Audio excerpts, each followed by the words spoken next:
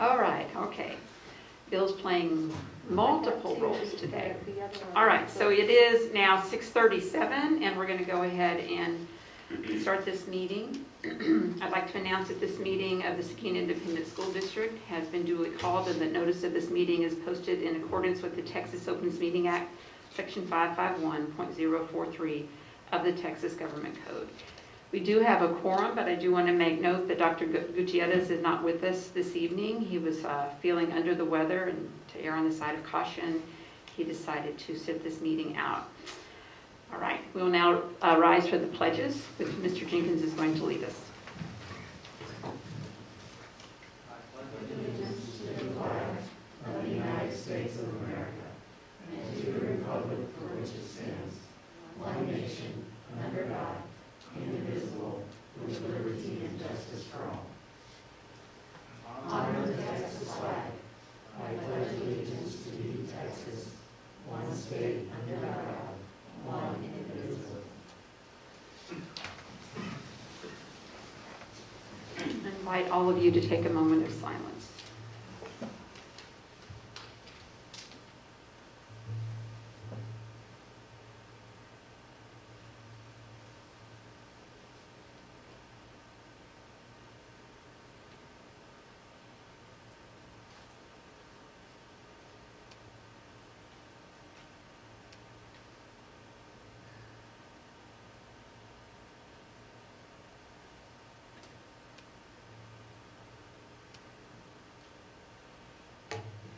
All right, thank you. Next up on our agenda are our superintendent announcements, but since Dr. Gutierrez is not here, we'll be... Madam President, I have them. You do? Okay. I will read them. I did not know that. Thank you. Good evening, board members and Seguin ISD community. It was an honor to be a part of the Seguin High School Class of 2020 live graduation ceremony on Saturday, June 6th at Canyon High School Stadium. The smiles on the graduates' faces served as friendly reminders about why we do what we do for our students. I'm thankful that we were able to host the live graduation event as our seniors were truly deserving. Dr. Esquivel and his staff, along with our maintenance department staff, did a great job preparing the stadium for our graduates and their families. The live stream was also a big hit on social media. Congratulations to our Matador class of 2020. Today, Governor Abbott hosted a news conference and noted that information on schools will be shared later this week or next week. He did hint that he expects students to be in schools this fall, however, he did not elaborate any further. We'll share more about how we are preparing for the 2020-2021 school year later on in tonight's agenda. Please continue to practice safe and healthy habits and take care of one another as we proceed into the summer months. Go Matadors. Thank you. Appreciate that. All right, next up on our agenda is the audience with the board, but we did not have anyone sign up this evening. Strange times we're going through right now, right? So we're going to move straight on to our reports and information items. So the first one up is 3A, which is a report on the Seguin Early College High School update. And I know we look forward to this every year. It's good to see you, Ms. Garza. Do you have the presentation, the video also ready to go? It's a separate, it's embedded, but I also sent it separate. Okay. She did. Sent it to us ahead of time. Okay, Yeah. I know that she showed it. If not, it's on our Seguin ISD website, on the district website. Good evening, Board President and Board members. Thank you for having me this evening to talk about early college high school and an update that's been going on.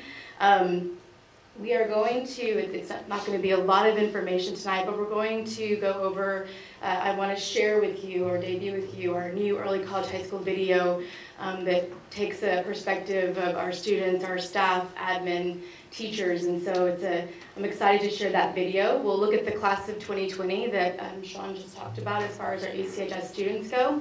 We'll look at our 2024 enrollment and recruitment, events that were impacted by COVID-19 and the implications or impact of our partnership with Alamo College and the financial perspective of that.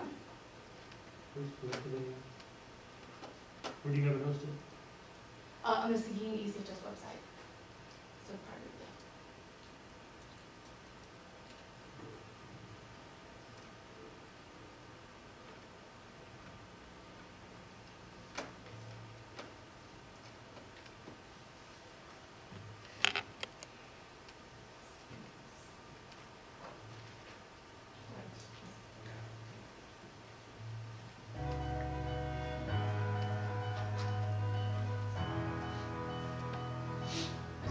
I think early college high school is about opportunity. I think it's about opportunity for students who otherwise would not have the opportunity to get college credit while they're still in high school and get a heads up on college. It's for those students who may not know about the way the college process works. So it's been really a game changer for our community and our school because it allows students to actually feel what it's like to be in college without actually being in a physical university. So it's been very beneficial to our school.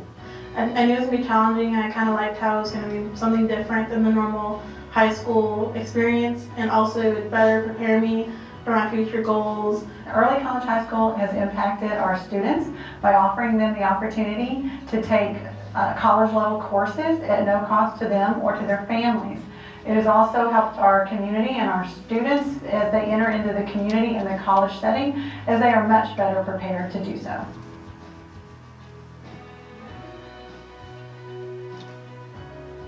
Early college high school students are very focused. They're very goal-oriented. They know what goals they're wanting to achieve. They are not afraid to come ask for advice or help or seek the resources that they need to make sure that they achieve those goals. They also are very good at helping and supporting each other along the way. They network, support, and help each other achieve any goals that they have for themselves. They're willing to collaborate and help each other more and work in groups and build each other up. ECHS students are much more focused. They are not afraid to come in and ask any questions that they need to ask. So our early college high school students have an increased level of motivation, and I think that's due to the fact that we have provided them with an end goal to what they're doing. School seems endless when you're in it for 12 years, and we give them a light at the end of the tunnel. We make things possible for them that weren't possible before. Because the students in the program develop more of a cohort style mentality, and so they take a lot of the same classes together, they help each other study, and they help remind each other about upcoming due dates and projects. They develop a network and they develop a family and they support each other. You can see that across the campus, see them eating together in the cafeteria. They develop a really nice relationship and mentoring with each other, and it's pretty cool to see.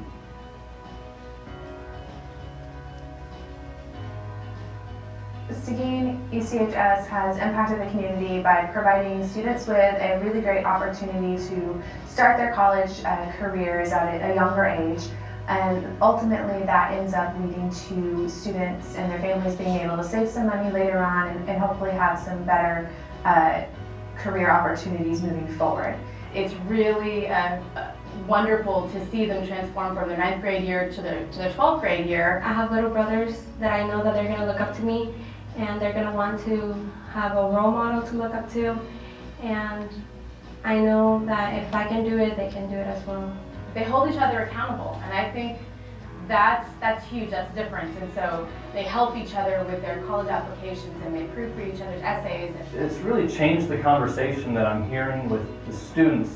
It's gone from, well, I think I'm going to go to college, to like, hey, we have the opportunity to go to college. It feels rewarding because I have a little brother who's in middle school, and next year he's going to be coming to high school, so I'm going to serve as a role model for him.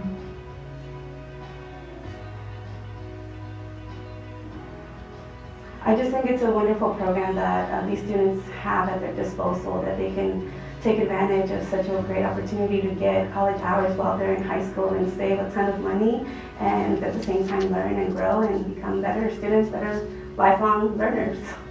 Opportunity is a big key because it really will save you a lot of money, and not only to you but to your parents, for those who are going to be helping you and are going to be with you along the way. Not only the academic challenges that come with trying to get into college, but the paperwork and the whole process of how to get into college. One thing that I've noticed in my ECHS students is a sincere sense of hope for their future. They've really bought into this idea that they can move on to a higher education or a career. Without the opportunities I was given, I don't think I'd be who I am today with the opportunities that I now have access to. You can challenge yourself and you can accomplish great things even though you might not think so. And it's helped me study harder and be a more hardworking person all around. I made great friends in this program. All my closest friends are a part of the Associate program.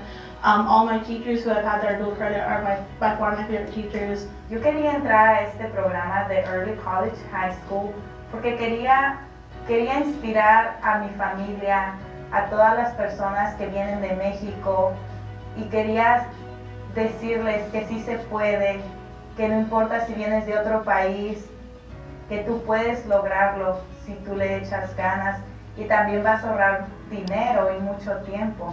I know that a lot of them come to me with a fear of it, and I just want them to know that they can overcome that fear and that they can just love it and understand it and overcome that fear. The family, the community that Early College High School brings for these students, and it really is an ECHS family. If you are thinking about enrolling in these programs, it'll be the best decision you've ever made. It's about giving our students the opportunity to pursue not just a high school diploma, but an associate's degree. Step back, look at the bigger picture, know that this has value, know that there's a lot of supports here who are going to help you be successful, and so do it. I think probably the coolest thing to see about Early College High School is the student that comes in and says, you know, I don't know if I can take a college class. I'm just not smart enough. We don't have the money. I can't do it. And then they sign up for it. They start the process. They get into the class. Then they come back later and they're like, I think I can do this college thing. That's pretty cool.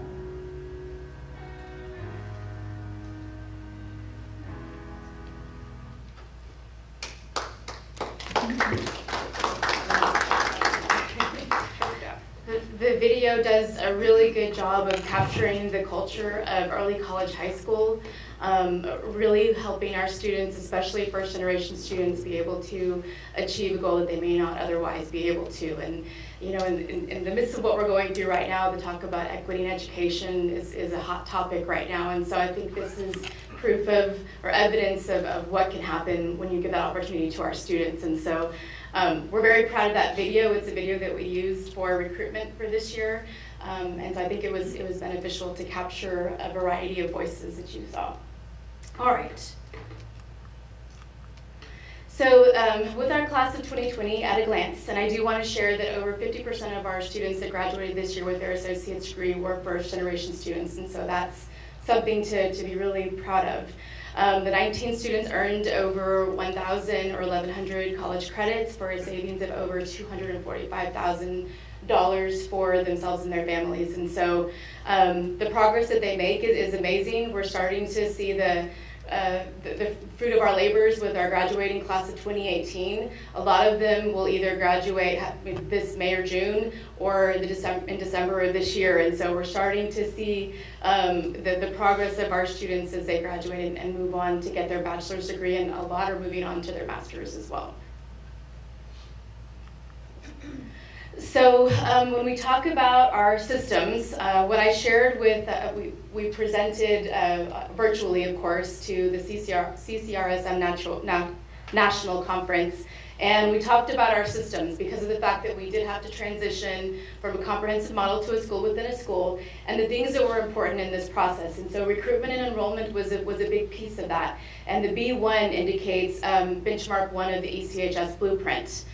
Things that involves are the ongoing training. So because we took on a different approach this year to meet the outcome-based measures, we did have to take on a different perspective. And so that involved making sure that all of the key folks were trained. And so we targeted and worked with our ECHS counselors, our campus counselors, our middle school counselors, and our 8th grade CCR teachers. And so there were a lot of areas of support, not just from the high school level, but to make students aware of the opportunities that we have.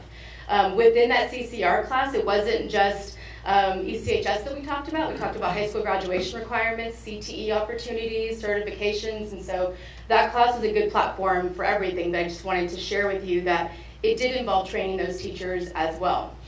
As far as our student and parent outreach, we made sure that we rolled out new brochures. Our presentations, they were both in English and in Spanish. With the help of Dr. Esquivel and Ms. Jaramillo's office, we got all of our documents translated, and so there's a big need for that, to make sure that we are reaching out to all of our student population and their parents. And so we made sure that the brochures were in Spanish, our commitment applications, our presentations as well.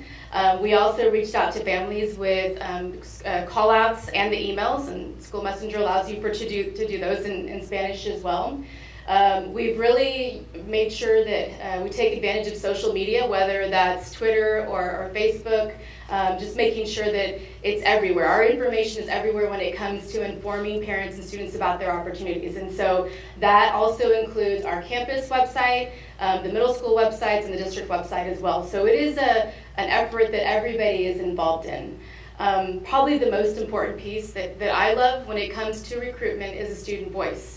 I think that the students probably get tired of hearing me or seeing me. Like, there's that ECHS lady. But it really helps when they can hear from the students because it's more real. And the students are honest with them. And so I think that's the biggest piece, or the most important, powerful piece when it comes to recruitment and enrollment. And we definitely tapped into that with our lunch recruitments at the middle schools, with our parent presentations, in the CCR classes and whatnot.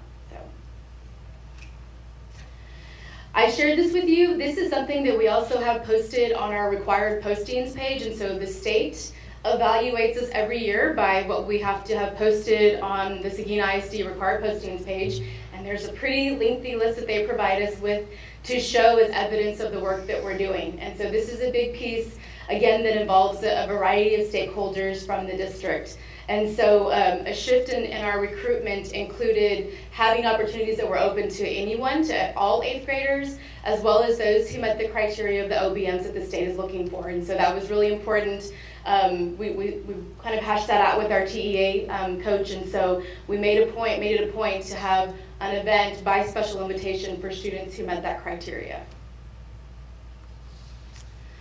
I've shared this with you in the past, and you can see that the middle column is a column that we are considered as far as early college and that we have to meet. However, today the state had a webinar on the new blueprint and expectations, and while I'm not going to talk about this today, I did make a folder for each of you so you could see the key points and the changes of the blueprint.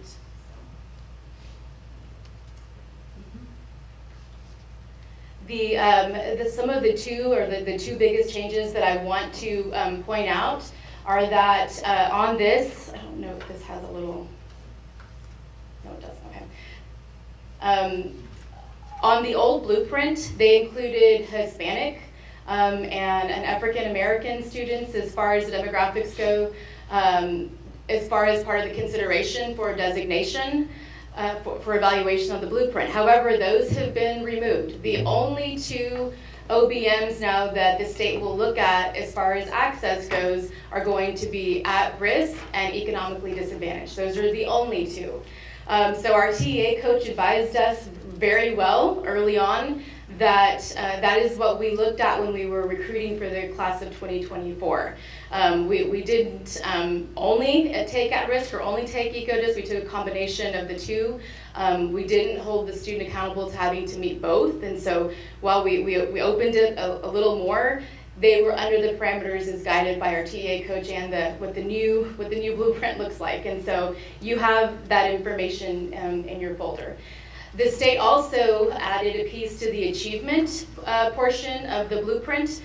Before, we looked at things such as TSI testing. Now they have added an SAT and ACT component, which it'll be a challenge, but I'm glad that they did because we need to get more of our students to take those tests. We need to increase those numbers and we need to improve those outcomes. And so one of the ways that we will attempt to definitely improve that this year is trying to administer school day SAT, both in the fall and the spring, and those are free of charge to our students. And so, again, that's something that the state has now added to the new blueprint, and hopefully we can address that. Of course, pending what school looks like, how we go back. We were supposed to administer an SAT school day test in the spring, but because of COVID-19, that got canceled. So hopefully we can roll out our plan this school year. Again, the enrollment rubric, which we shared with parents and students at our sessions, and that's also posted on our website. It does address the OBMs and the requirements that the state asks us to adhere to as far as ECHS. This is a little bit of a graphic overview for our class of 2024 students, so you can see where they stand. I know that with the district providing free lunch to our elementary students and our middle school students, and the talk of possibly rolling that out to high school students the year after, we will make sure that we work with our students, all of our ECHS students, to turn in ECODIS application, because they don't always do that. So that is part of our ECHS enrollment that we will roll out with them, as a little mini ECHS registration session that we'll conduct in the fall, and that will be one of the requirements, because we did find out during this last school year that we had several students who had not turned one in, but did qualify and meet that indicator. Events that were impacted by COVID-19, our release of our ECHS acceptance letters, we had to move that. Our summer bridge program was supposed to be the first week of June, so we have shifted that. We have condensed it, and so that's going to be a 3-day instead of a 4-day in July, so that'll be a 21st to the 23rd. TSI testing, all of our TSI testing was canceled for March through the end of May. So that was 5 different TSI testing sessions that our students missed out on. So we are offering a TSI testing session during the summer. Also, that'll be the week before summer bridge. And so we want to make sure that our students don't miss out on those opportunities. We generally also hold our Pgp sessions where myself, the counselors, from the high school, counselors from the middle school, we come together and we have individual sessions with parents and their students at the 8th grade level to talk about what their 9th grade career is going to look like.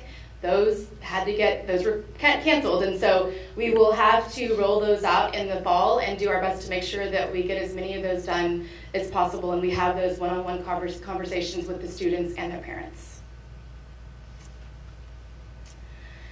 Just a visual that I shared with the state as far as our academic supports, and so you can see that there's a lot that goes on to make sure that our students have the support that they need.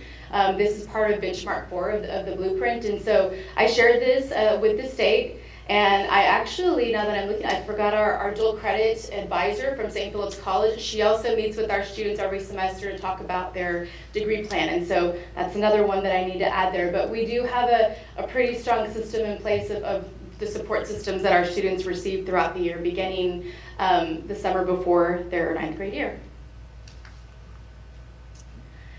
With our partnership and leadership initiatives, that's part of Benchmark 2 and Benchmark 3 of the ECHS Blueprint. The MOU is something that we review annually. We go page by page. It's a lengthy meeting. I actually enjoy it, so I can make sure that everything is correct and how it needs to be.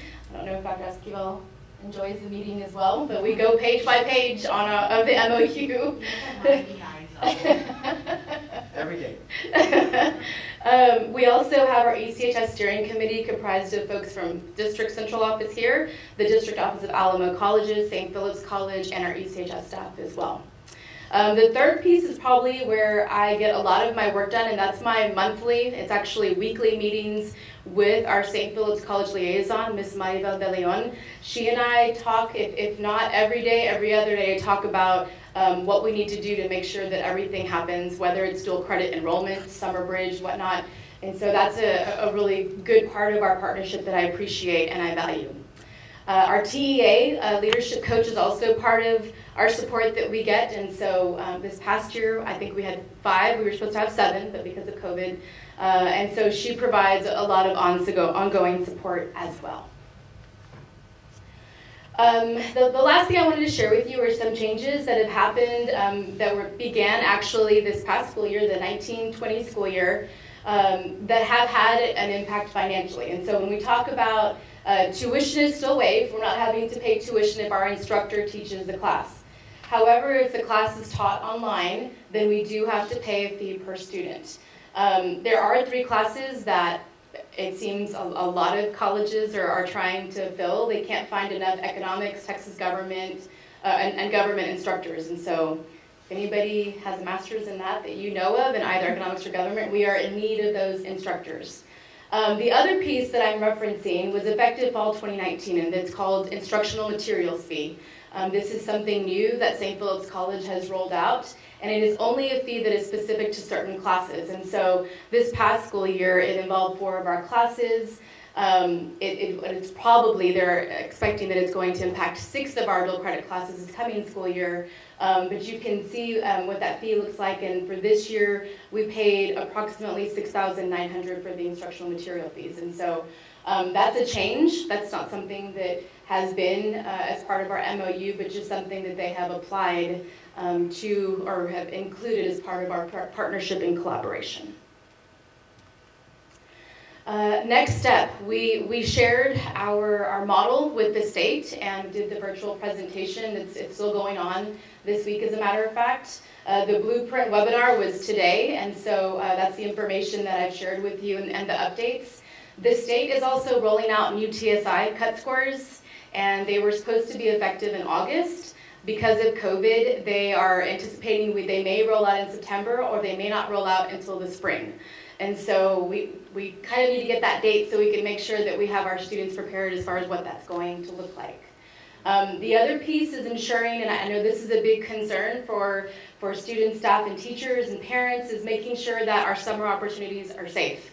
And so this year, our summer bridge is not mandatory. We can't do that to our students if they don't feel comfortable coming. We understand that, but we are ensuring that the classroom sizes are no larger. They range between 10 and 15 students per classroom. They do have to wear a mask. They have a health screener, temp checks at the door, and that's not just the students, that's our staff as well. So that information has been shared with the families so that they know what to expect, and if they opt not to or if they don't feel comfortable. I had one mom call me today and said her son has asthma. She didn't feel comfortable sitting home. Completely understandable. So we've made some shifts in our programs over the summer to make sure that everyone's safety is taken into consideration. We've hired more staff to make sure that we can have smaller class sizes. Lunch will be served in the classrooms versus in the cafeteria. And we usually at the end have a parent ceremony of over 100 students and their parents, and so that will not be available this year. We'll have a small ceremony inside every single classroom. So I think that's it. Yes, that's it. Any questions? Can you, the acronym TSIA, can you say what? I'm sorry? TSIA. Oh, Texas Success Initiative Assessment. Okay. Yes. Yes. Ms. Garza. Yes.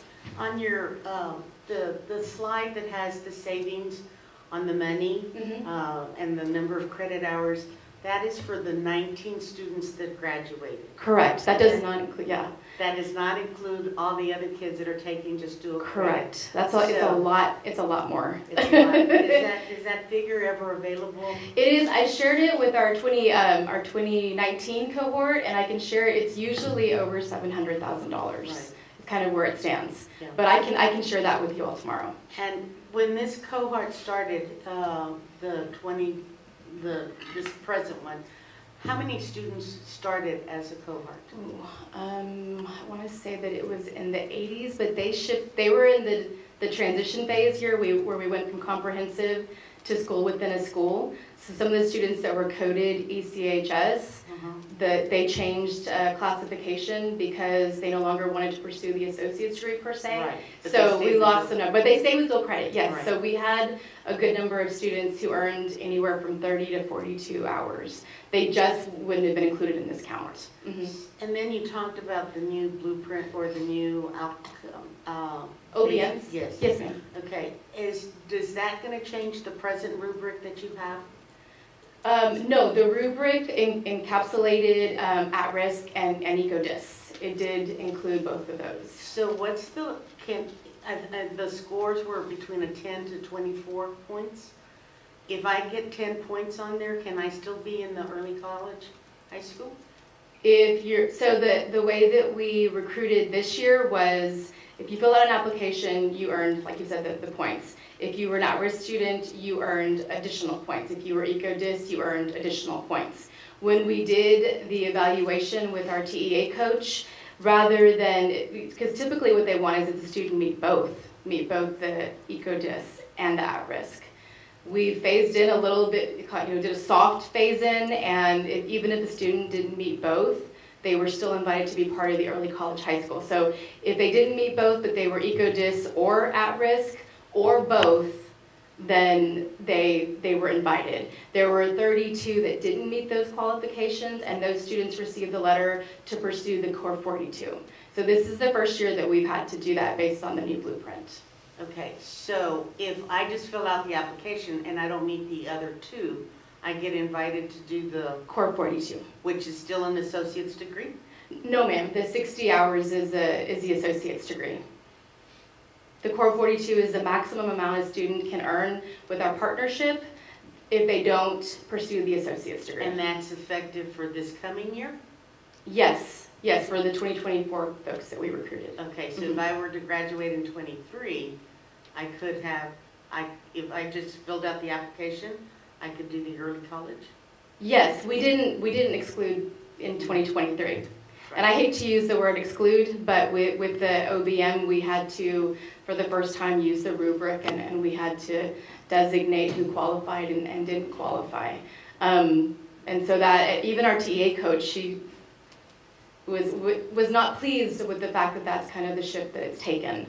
Right. But the demographics that the TEA blueprint is looking to support are the students that come from such a first generation background, or they are at risk. English may not be their first language, and so those are the things that they target with the blueprint in its revision or in its revised stage.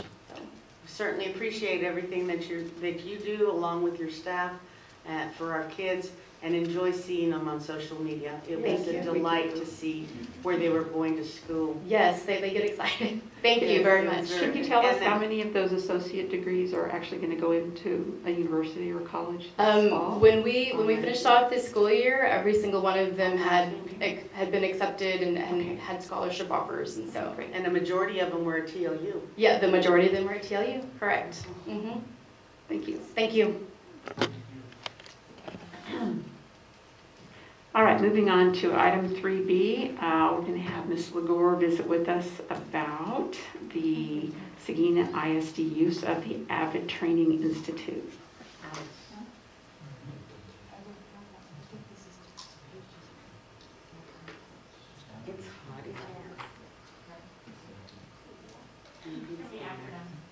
I know, we have acronyms for everything, and even in safety, there are acronyms for everything. So push the button. Push the red button, yeah. There you There's go. so much involved now with wearing masks, pushing buttons.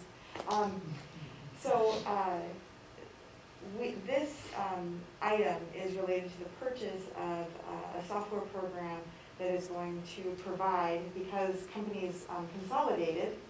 So we have already been in the process, we're 3 years into ALICE, which is our active shooter protocols, and that's a software and training. And then Navigate software was a separate one that was related to overall safety, our emergency operations planning, maps, all of the drills for the campuses. And so through a grant, we had wanted to purchase Navigate. Well, then Navigate and ALICE combined. So nice. Those things go together. And so it's only one company to work with. And so thankfully, the money for this year is paid through a COPS grant, which is a federal grant through the Department of Justice. And we are in the process of implementing Navigate Prepared right now. We had a group come in last week that was doing 3D mapping of the campuses. So that is going to be phenomenal. The principals that we've had on like a testing committee to just watch it, they're super excited about it all. And this week, the principals are bringing in their pieces of paper for the fire drills and the other drills, and all of that's going to go away because it's all going to be electronic, and we are going to, advance into 21st century, which is wonderful. So this particular action item today is related to the purchasing of that software. Any questions? We're very excited about it. All of us related to safety are just, this is going to revolutionize our world. Is this an action item or an information? No, it's information. Okay. Yeah. No, I saw the word action on Okay. Thank you. All right. Moving on to item 3C. Y'all may remember we had a bond back in 2019 that we passed. You can see evidence of that. Is this the direction? Yeah. Back this way? Okay. So Mr. Lewis is going to be giving us an update on the bond projects. Thank you, President Inez and Board. Welcome. First, I want to say thanks to Ms. Garza. She's awesome. And she presents. She just does wonderful things. We're lucky to have her in our district. So she makes big impacts on us. And so a little bit of on our bond update. First of all, looking at the stadium piece we've driven by recently, you know, we're about almost 75% complete with the stadium. So getting there, going up quick.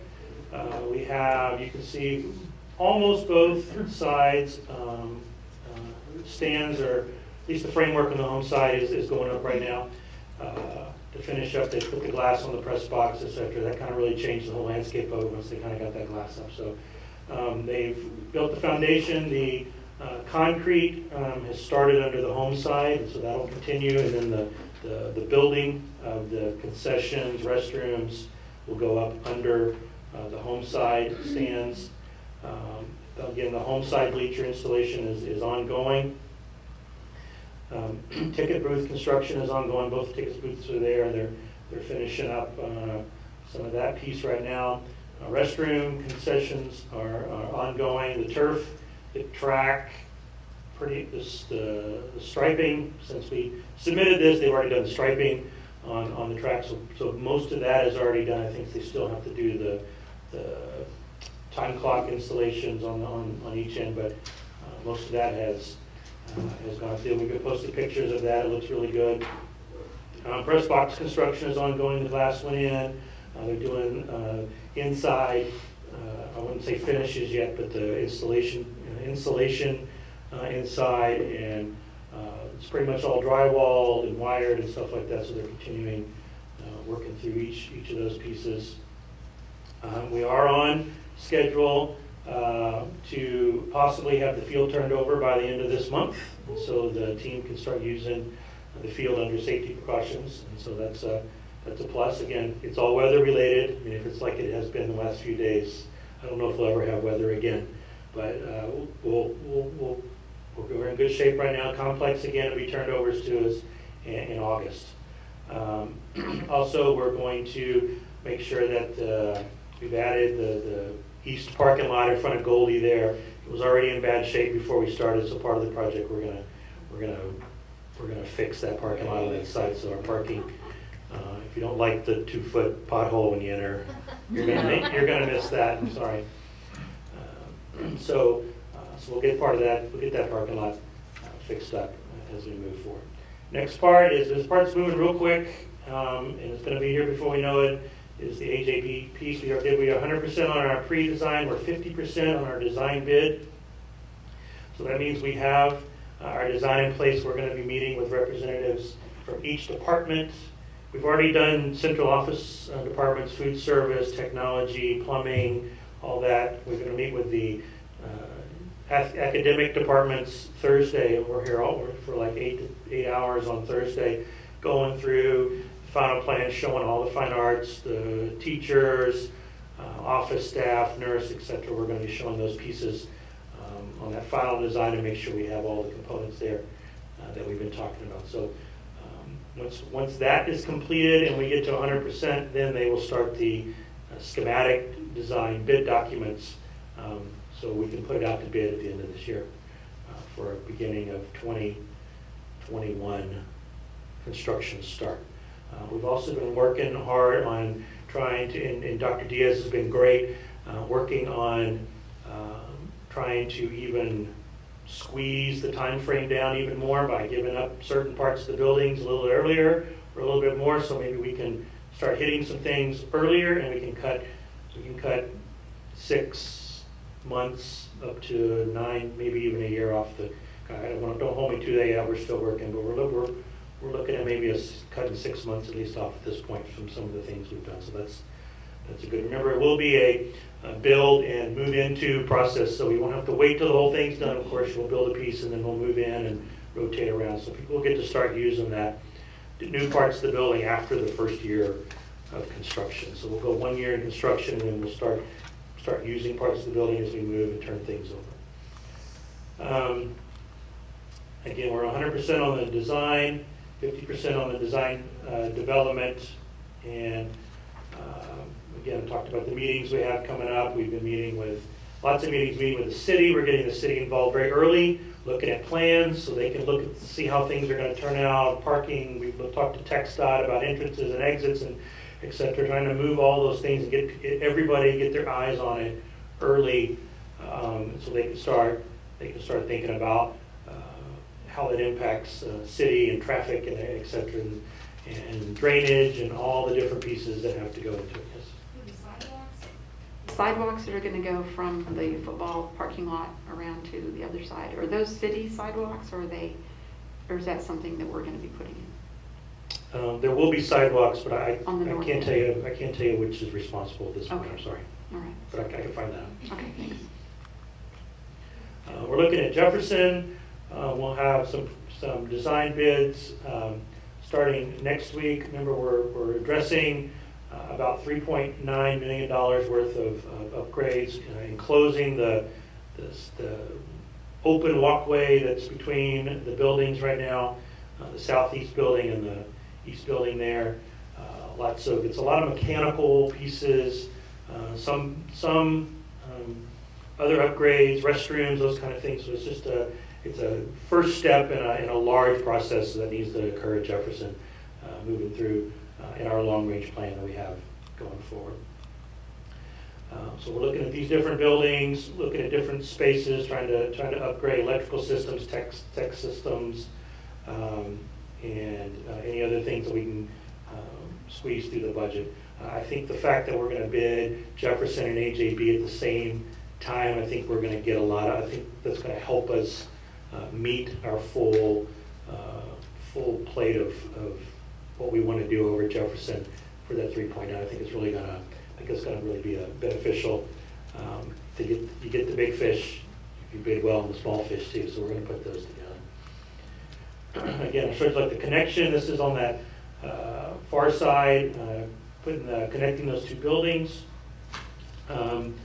We've had a survey completed. We've been ongoing, looking at it, having all the different engineers come through and look. We have our design review coming up here, and I think it's the end of next week. And then again, we'll start on the design piece after that. Playgrounds. So we have Rodriguez complete, McQueenie complete, Pot Line, I'm saying is 99% complete. We have a little bit of concrete work to clean up over there. Jefferson, concrete and flat work is complete. And I believe they were actually pouring the rubber surface today. Again, this was from about 8 days ago when we put this together, and those are moving pretty quick. If you can see, all playgrounds are in progress, either completed or in progress and moving forward. Just some pictures we showed there. It looks really nice. We've got some big wide sidewalks for those kids to walk under. We talked about in the past, especially with Link going on. Our kids are out there. A lot of kids are out there a lot throughout the day. So this really helped as we move back into our buildings. Kids getting through sidewalks, getting their feet a little bit cleaner, not tracking as much mud in, really helping with the cleaning and the custodial work that goes on. All right, and that's kind of where we are right now on our construction updates. So we willing to answer any questions or. Any questions?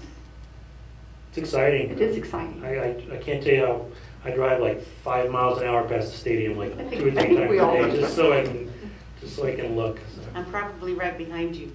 I do have a question. South side of Matador Stadium, is that the practice field where all that equipment is? That what? So on the south side, so some of the items down there are some of the field event items that have been relocated back there.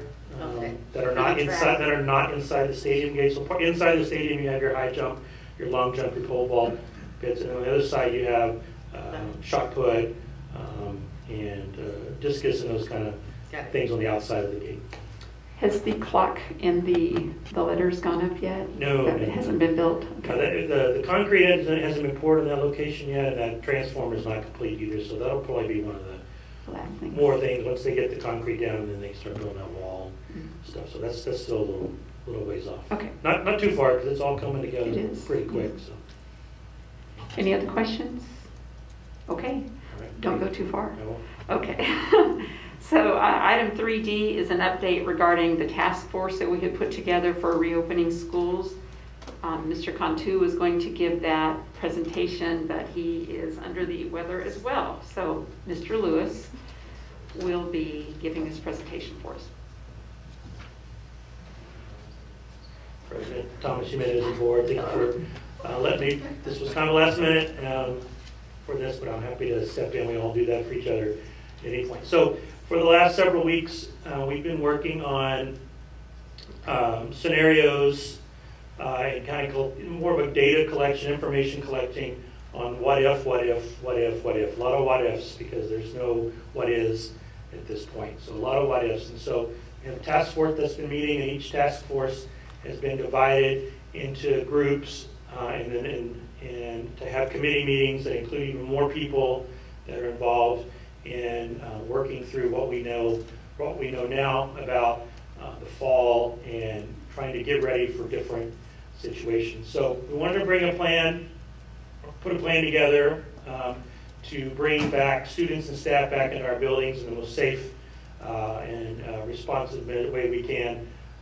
Because what went on in the spring was an emergency situation, and we're not going to continue in emergency mode. We got to be back in regular mode. I think a lot of things, just from Ms. Garza speaking, you can see all the things that got bumped or skipped or not done. I mean, we're talking about SATs, we're talking about TSI and dual credit. And that's just a little tiny piece of what has been lost in the spring. I mean, we can't get that time back. And so moving forward, and the state expects it to, whatever the situation is, it's got to be real, and it's got to be authentic, and we have to be able to continue with educating our students in the best possible way as we move forward, because who knows how long that piece is going to last. And some of the other things, we've talked about in these meetings about what it's going to look like with social distancing. What if we stop and start school? What if we have longer breaks? So we've picked all these things and talked about them. This is kind of a makeup of the main task force members, but please note, once we break into our committees, we all have other people that we've all grabbed into our committees. So there's many people around the district that are involved in putting these plans together.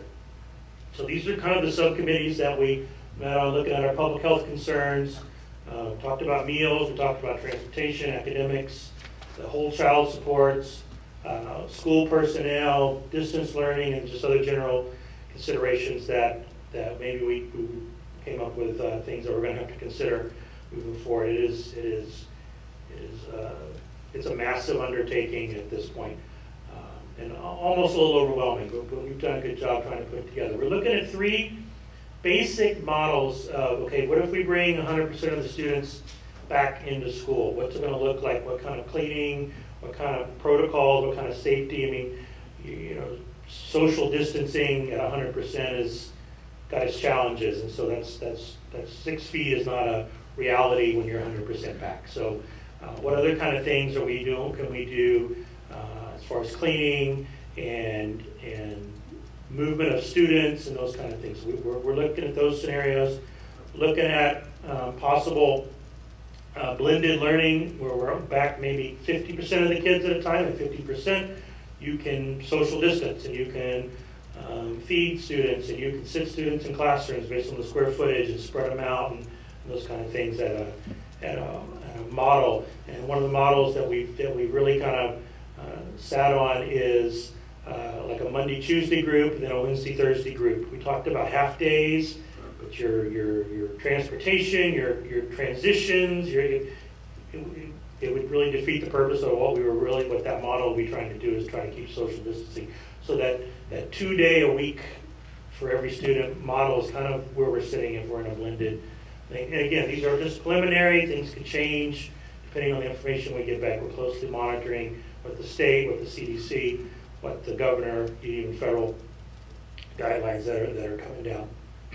And then, of course, we would have a plan for 100% remote if we didn't come back at all. You look at states like Virginia, they've already made some declarations about we're not going to have sports in the fall, we're not going to do this. So some states have made those decisions already. So again, we're looking at our different models and maybe even a combination of models. We'll talk a little bit about what this can look like technology-wise, because if you blend those models and move kids out, that technology piece becomes even more important. We talked about screening protocols, sanitation protocols, hand washing. We ordered things like more hand sanitizer stations to be placed around the schools. We talked about adding spray bottles in classrooms to wipe desks, and so in putting those pieces and protocols in place. I talked about how often custodians will do this or that, and when. What's it going to be look like for when our parents come into the buildings? What are we going to do? What kind of limits and protocols we have to have in place? Talked about serving meals. That's one of the hardest ones. Transportation and serving meals are probably the two hardest things to do in a social distancing type of thing. So right now the rules for transportation are one kid every other seat. So that basically puts us starting bus service at 4 in the morning if we want to try to get running. I mean, that's just not possible. So try to talk. We think some of those may loosen up somewhat as we move forward, but again, we're just going with the information that we have right now. We got to be ready to transport students and what that's going to look like and who can we transport. I mean, putting 12 kids on a bus that usually holds 55 to 70 kids is problematic.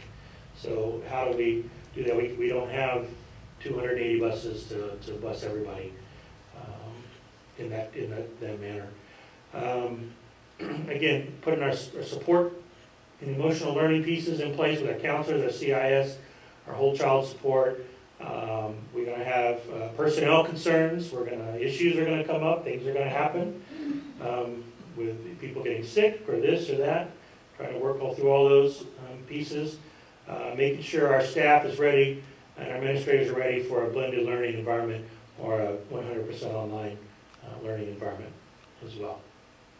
So these are all the kind of things we're talking about. We don't have the plan in place yet. I think if you read most of the articles from other school districts, they're kind of saying these same things, but nobody has their plan written out. I kind of feel like at this point, the state would like to see, who's going to come up with the best idea and present it that everybody can follow. That's kind of the feeling you get. It's, okay, who's going to speak up first and has the best plan. So we're in the discussion stages. We're trying to put something together, make some decisions on several items, and then move forward with those and have those plans ready to go for the fall. So that's kind of where we stand right now. We try to answer any questions at this point, but again, we haven't made a lot of decisions. We've just been doing the homework and the study behind what it's going to take to get there. Yes, sir. What is the district planning? I'm pretty sure they're incorporating in this task force for these students that don't have internet at home.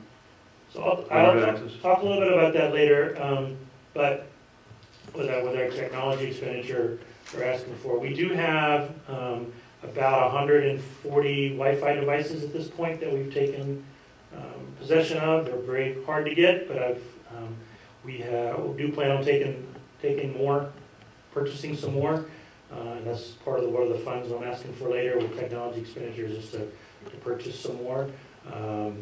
We have a general idea about what percentage we believe may need that, but it's kind of hard to tell because some folks, you ask me if you have internet access, yes, but is that broadband, is that Wi-Fi, is that what difference? So through our registration process, we'll be collecting a lot more information, very specific, to try to know what they have available to them. And this will be with online registration?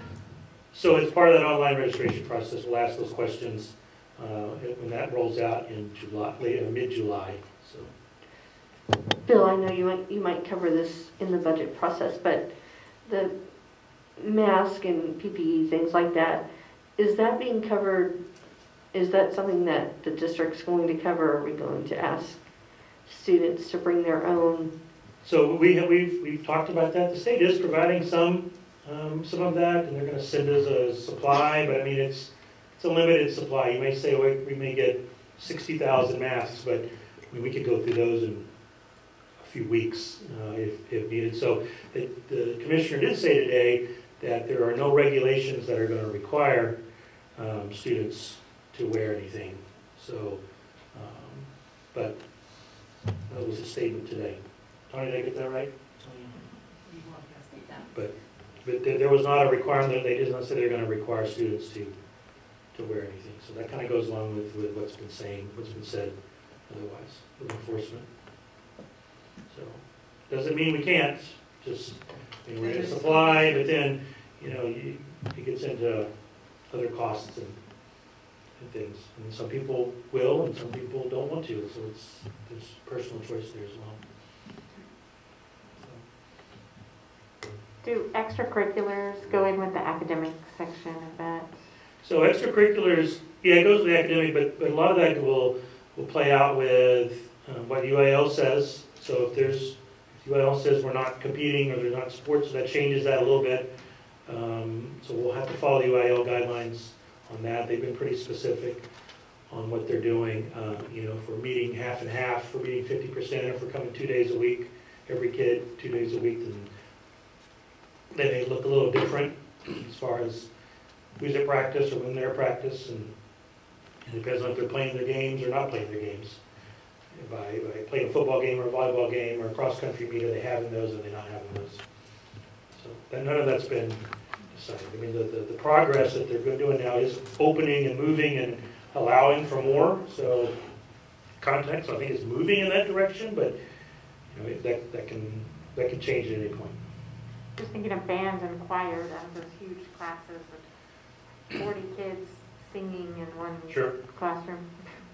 Right. So if we split the day between, like if you have like a Monday and Tuesday group and a Wednesday, Thursday group, there could be some kids that meet the whole time, especially some of our high need kids or that have more fragile or something like that. So there could be some more kids that do more.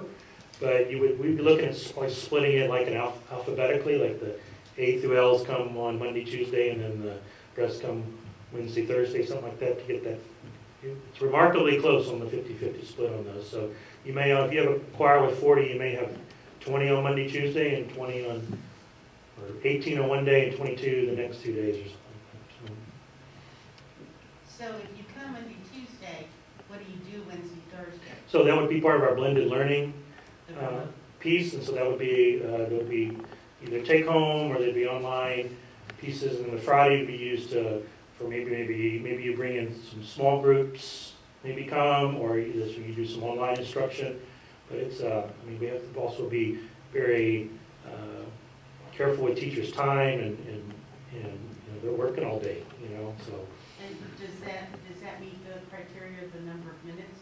So he talked about minutes. They said they're not going to change the minute requirement of the 75,600 minutes required for school. Now we're over that as far as the scheduled days, but they did mention today about including minutes that are done online or being part of distance learning. Now that doesn't mean you're going to be online 75,600 minutes, but you're studying. Your learning continues outside the classroom. You're still able to count those minutes. So if it's a blended, then the teachers are expected to be here 5 days a week? That's part of the discussion, yes. If we're blended, then there will be teachers at school. So. And they wouldn't be available for the remote learning kids? Not during the school day. So again, we haven't gotten to all the weeds of everything. Yeah, there's a lot of weeds, but it would be live instruction during the day, and then the kids could work online, and there'd be additional support on Fridays or some built-in time. We've also talked about, depending on our numbers that's there, maybe some staff is providing more online support, maybe some staff is only providing online support because maybe we don't have the numbers of kids that return. So there's a lot of moving parts and pieces that have to be determined. Teachers and their own families. Right, and we have instructional aides, we have paraprofessional staff that can be involved in different things depending on what the needs are. So trying to utilize our staff to its fullest to support our students. This is brand new. We're working through it. Well, we appreciate all the time y'all put into it so far. I know it's This is just the beginning. Yes. It is. Yeah. All right. Thank you. Yes, please do. Any other questions? Okay. Moving on in our agenda, we'll be going into closed session pursuant to the following sections of the Texas Opens Meeting Act. Texas Government Code 551.071, 551.074, and 551.129, which is consultation with legal counsel, including possible telephone consultation with legal counsel as necessary to address legal concerns, implications, and answer any legal questions regarding posted agenda items. Texas Government Code 551.074. Excuse me. All right, to discuss personnel matters, including appointment, employment, evaluation, reassignment duties, discipline, or dismissal of an employee or employees. And under that, we have a discussion regarding the Jefferson Elementary principal. And then pursuant to Texas Government Code Section 551.072 to discuss the purchase, exchange, lease, or value of real property. It is 7:37. We'll be going into closed session at this time.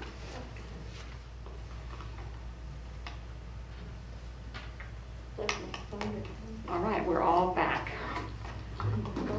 It is 8:14, and we'll come back into open session. And next up on the agenda is for possible action on to select our Jefferson Elementary principal as discussed in closed. Do I hear a motion from anybody? Carl? Okay, thanks. Thank you very much. Do I hear second motion? Okay, wait, you're going too fast. Sean's trying to take notes here. Who seconded? Was that Ms. Duncan? Okay, Ms. Duncan. This mic is just hot. It's not pushed in or anything. Okay. Any further questions or comments? If not, all in favor, raise your right hand. Opposed, same sign. Motion carries 7-0. Yes, ma'am. I am pleased to announce. Am I on? Yeah, I'm on. I am pleased to announce the recommendation and hiring of Mr. Aaron Hanna for Jefferson Elementary Principal. He's a 2008 University of North Texas graduate with a master's in educational administration. Mr. Hanna has over 10 years of experience in special education with his most recent position as a principal in Jacksboro, Texas. Hanna's previous superintendent stated that Aaron has done an exceptional job of encouraging the teaching staff to stretch beyond their comfort zones. Classrooms were regularly transformed into uniquely themed learning environments that are both exciting and academically challenging for students. Help me welcome Mr. Hanna to Matador Country, where we take exceptional students to exceptional citizens.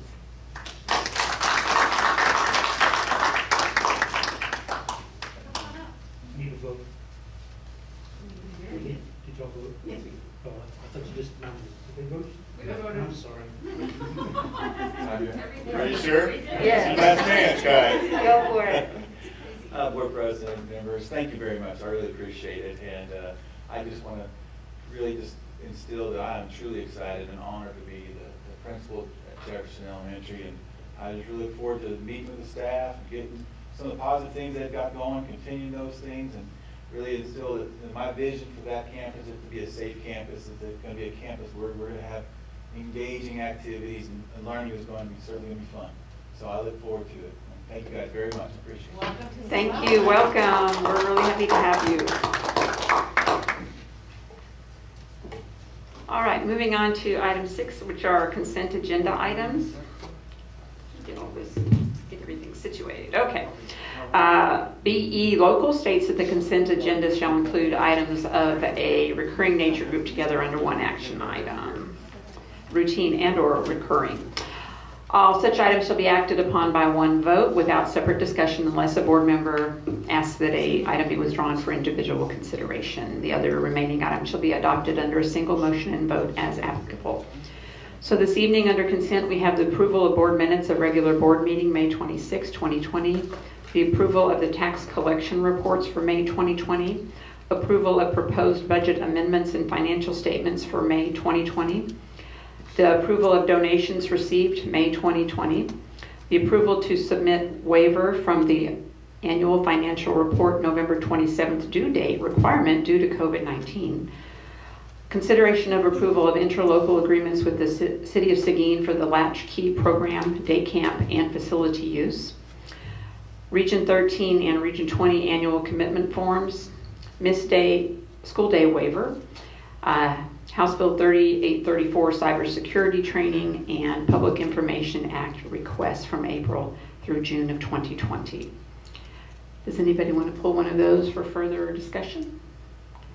If not, do I hear a motion for approval of the consent agenda items?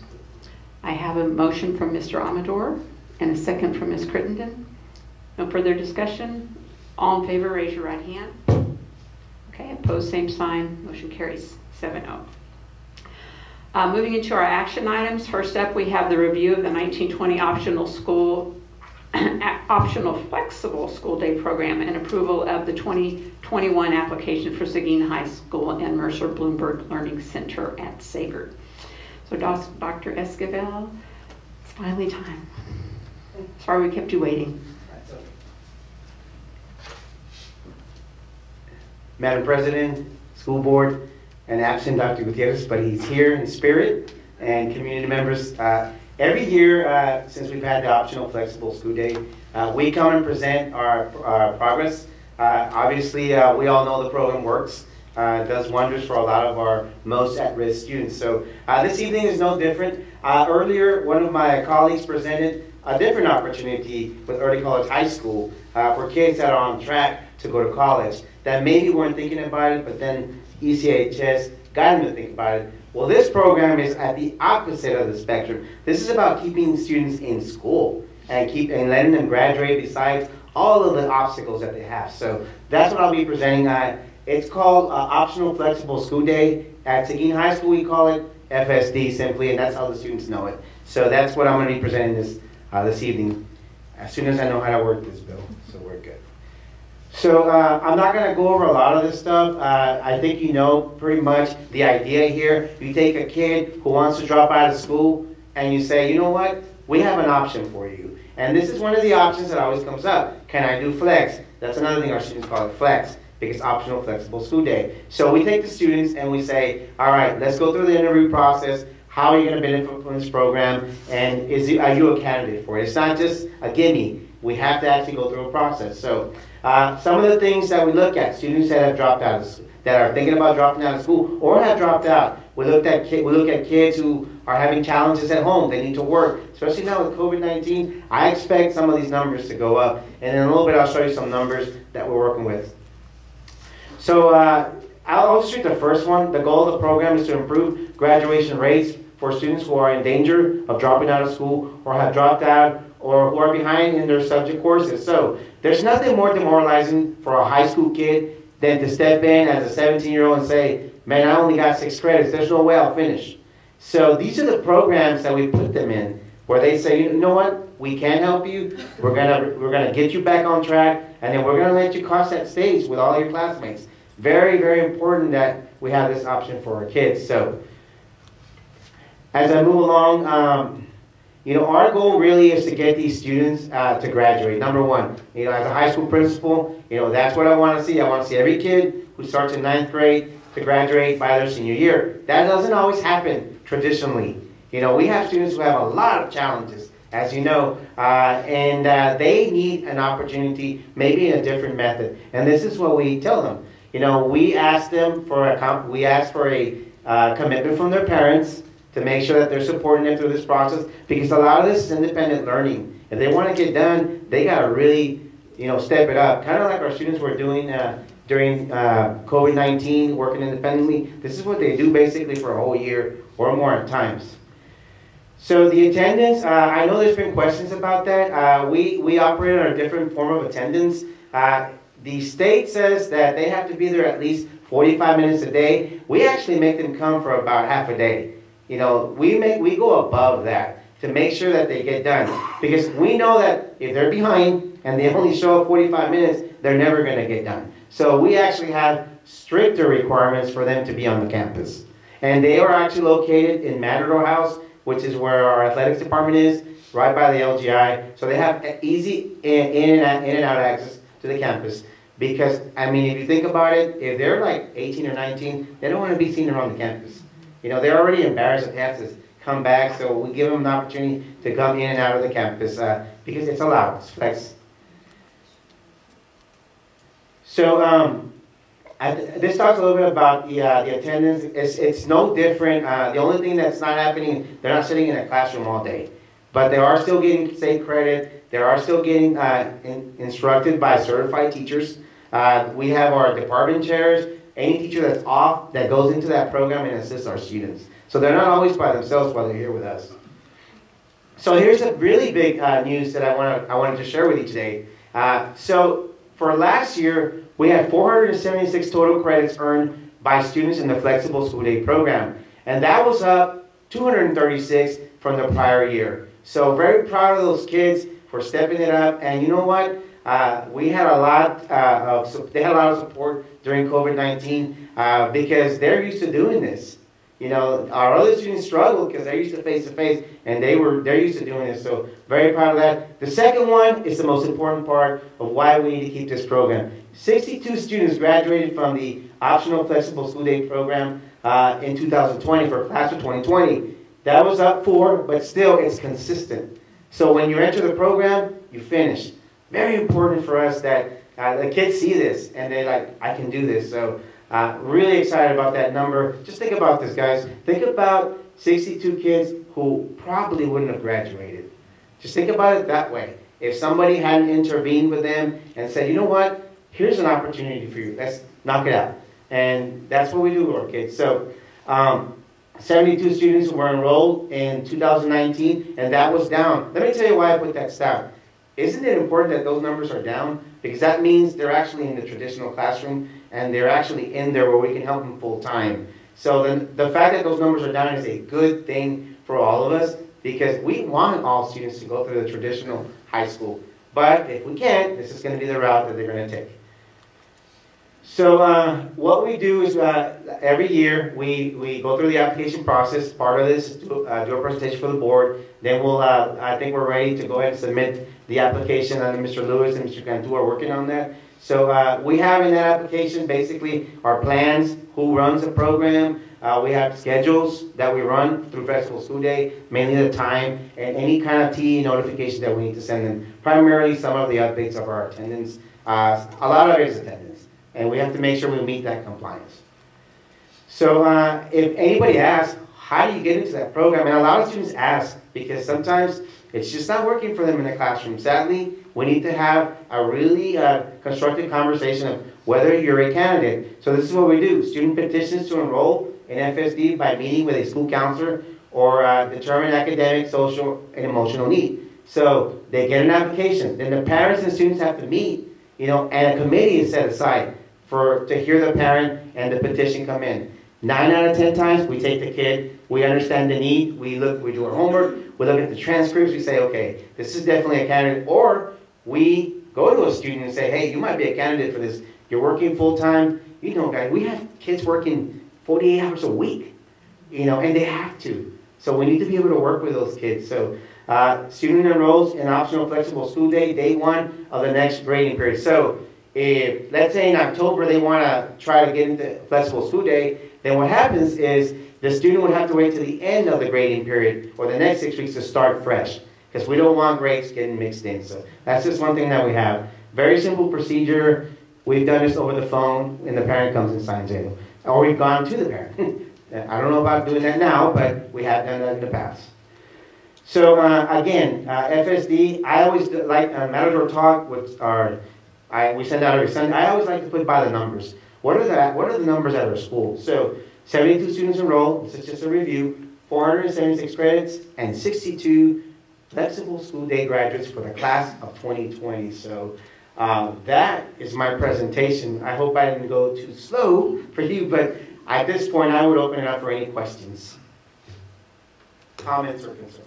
I have a question. Yeah, my question left me. Want me to ask mine? Yes. We have talked about this before, but so that the public understands too, what does a day look like for these kids as opposed to a day at Mercer Cooper? So Mercer Bloomberg is a hybrid program. So at Mercer Bloomberg, they're actually going all day. Their day runs from like, I believe, 8:15 to about 3 o'clock.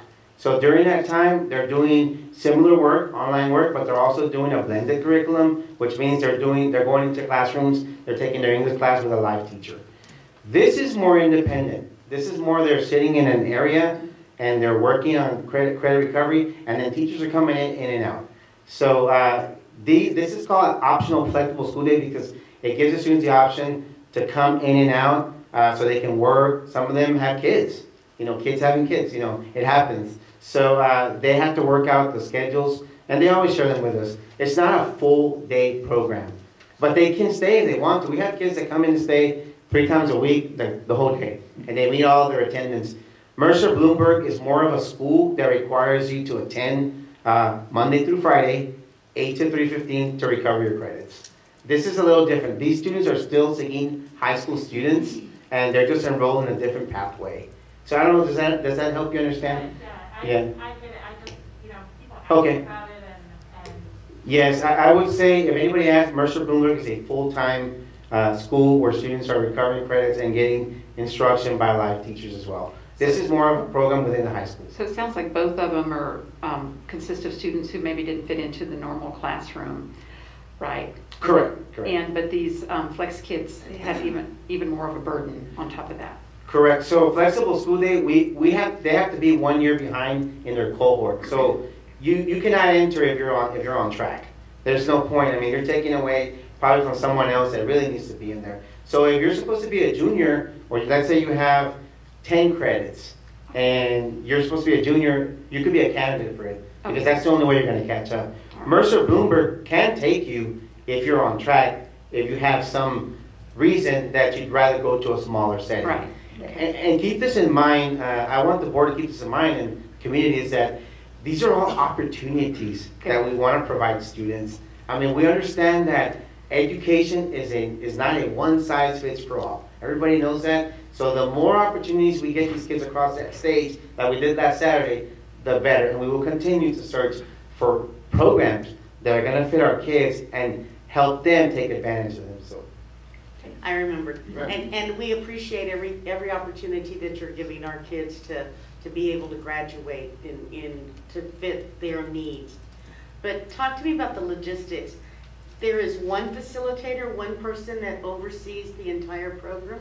Correct. So there's a facilitator, and that person also teaches in the program. So their job is to keep up with all of the attendance, which is a task in itself, number one. Number two, keep up with all their credits to make sure they're on task. They meet once a week with our counselors to make sure that every student that they meet about is on task. Now, every one of these students is considered at risk, obviously, because they failed a course somewhere or a STAR test or something. So we have, they're also part of the at-risk meetings. We call them Code Red because we really want to make sure our focus is on them. So she's in there, and there's a math teacher and an English teacher that are in there that float all day long, that float in and out. There may not be somebody there the last periods of the day, but remember, they don't have to come all day. So, but during the morning, it is staffed to where they have instruction in math and they have instruction in ELA. And that we did that purposely because those are the two courses that traditionally our kids struggle the most with.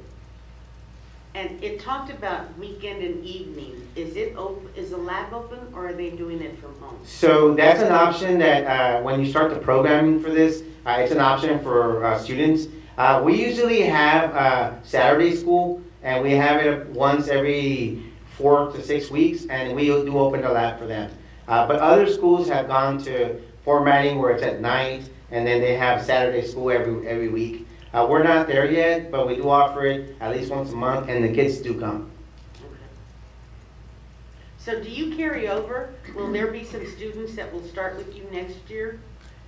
Correct, yes. Currently we have 5 that are going to carry over that started as juniors, and we fully expect those 5 to graduate, along with a list of requests that we have that we're going to go through at the beginning of the school year. We probably have, we want 75 in the program. We cap it at 75, but we're very comfortable if we have 25 to start with, because others will probably have to join in as soon as they start falling behind. Hopefully they don't, but you know, at this point, we have to be able to offer it. So we usually start with 25 at the beginning of the year, and we will meet with those parents and those students to let them know. They petitioned already before COVID, so.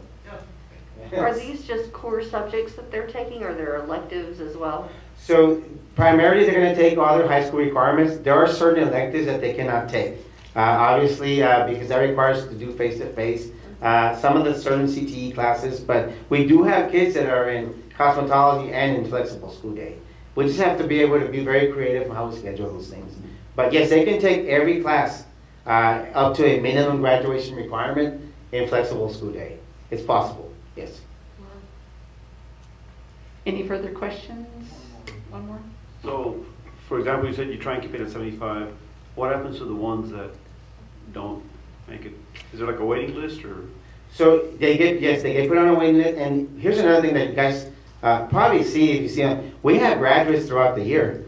We post them up in front of the bell when they're done. So when someone's done, like let's say in March, we immediately go with the next person. But to answer your question, we've also kind of been creative where if a student is on a waiting list, we'll put them in credit recovery classes because ultimately we want them to catch up. And those are done on the campus, you know, at any period, not just flexible school days. So we still get them in, but not for the whole time, just maybe for some of their classes so they can recover. And that's a system that we have right now, so we get as many kids to graduate. As you guys know, we're graduating close to 98% of our kids, 97%. You know, that's higher than any state. And I'm not saying that it's because of these programs, it's because of the staff there at Seguin High School that works with these kids that doesn't let them opt out, you know, and I think that we're very proud of that. But this has a lot to do with it. Obviously, if you're picking up 62 kids that might not graduate, your graduation rate might be around 90%. Just saying, because I've done the numbers either way, so.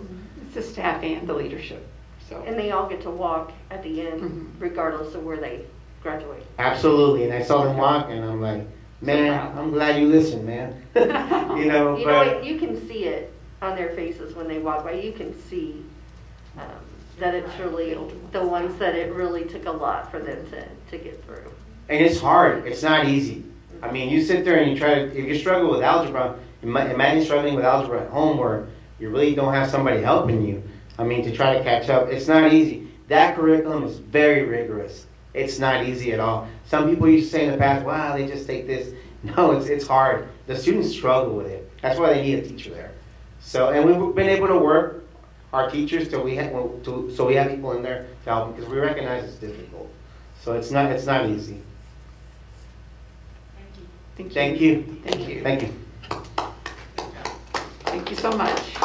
So we are being asked to approve the 2021 optional school day, flexible school day program application for Seguin High School and Mercer Bloomberg Learning Center.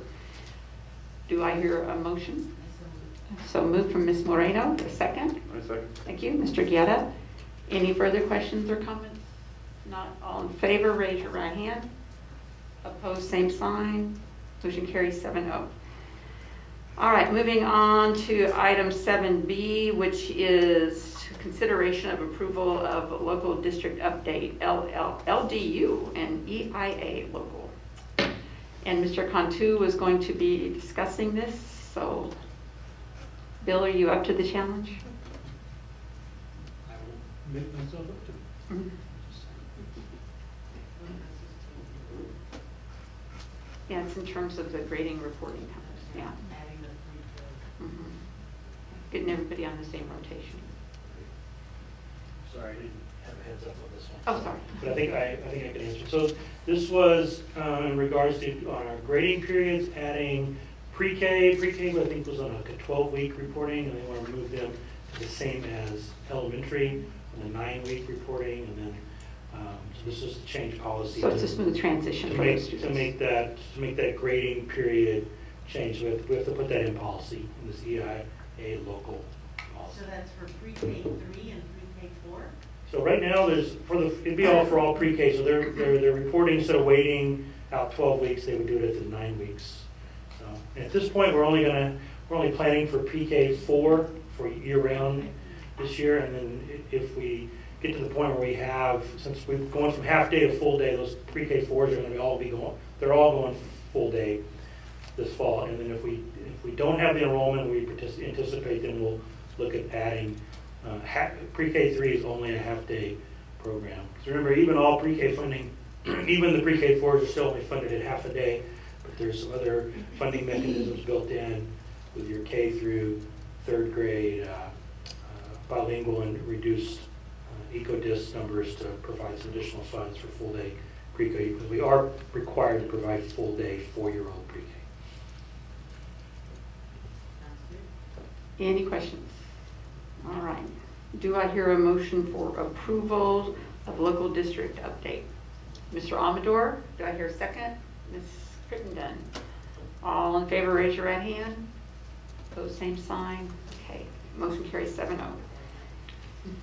7C is to adopt the resolution. We're being asked to adopt the resolution for the assignment of fund balance. Is that correct? And this one deals with technology. So, hello, Bill. I'm up for this one, and I'm with a big smile on my face. So, President Thomas, members of the board, thank you for allowing me to talk tonight about this assignment of fund balance. It's normally something you'd see, Tony, when you see an assignment of fund balance, but this one is all tied to technology initiatives moving forward as in this new day and age of instruction and what instruction might look like. So what we want to do is we want to start our one-to-one. By one-to-one, I mean one device per one kid, per kid, for our, starting at our, for all kids. We want to get there eventually for all kids. With the COVID-19, it created some an environment that we feel like is just primed to move forward at this time. It's one of those things that you know, our teachers got thrown into, had to adjust, and so everybody's kind of there at this point. I mean, we're not all the way there, but everybody's had a taste of it. It's not new. There's not anybody that's going to be doing blended learning or online learning for the first time in the fall. Everybody's pretty much done that at this point.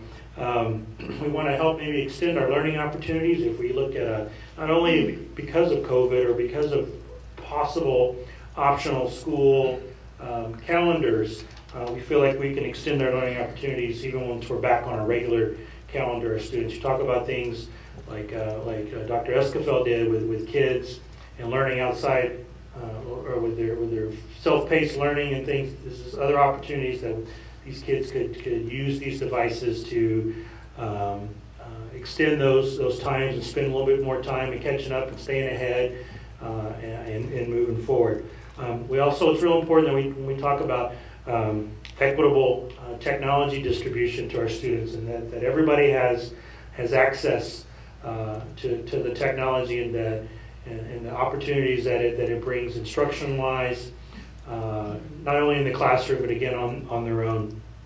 And again, it kind of just makes it limitless digital instructional. Well, so many things that we adopt nowadays have that online piece and online manipulatives, conversations, etc. These things that the teachers can do with the class and connect with their kids, keep kids more up to date when they're not in school, if they have to leave school or if they're sick and those kind of things. So we're just primed to do this. We're not the first, obviously. We're definitely still not the last, but this is just time. We think that we can dive in. The price points on technology right now have never been better for the way we want to move forward. And when we talk about a one-to-one, we're talking about just a jump off and a starting point right now. It's going to be a process as we move forward. So I kind of talked about those first three. What we want to do is we want to start with a one-to-one with using Chromebooks at the high school. That is really the only grade that will start in year one this fall with a take-home device. Okay, that's the only one that'll be with a take-home device. That would entail kids checking them out. We would provide a level of internet filtering on the device level to give parents some reassurance. Now, none of it's 100% ever, but it is SIPA, COPA compliant to provide for internet, and the one we're looking at would give some parents some options that they can turn it up, turn it down kind of thing if they want. So we're also looking at, again, access at home. Do kids have access moving forward? And again, having those Wi-Fi devices that parents can check out at that point, or the families can check out to take home, and we'll have a small application process. We know who doesn't have it or does have it, doesn't have it, and try to get some internet into some Wi-Fi connectivity into those homes. Also increasing our public Wi-Fi opportunities like we did in the spring here through COVID. You know, we had most of our campuses, parking lots lit up. You could park out here, you could park at several campuses, pull right up in the parking lot, and you could connect to the school Wi-Fi.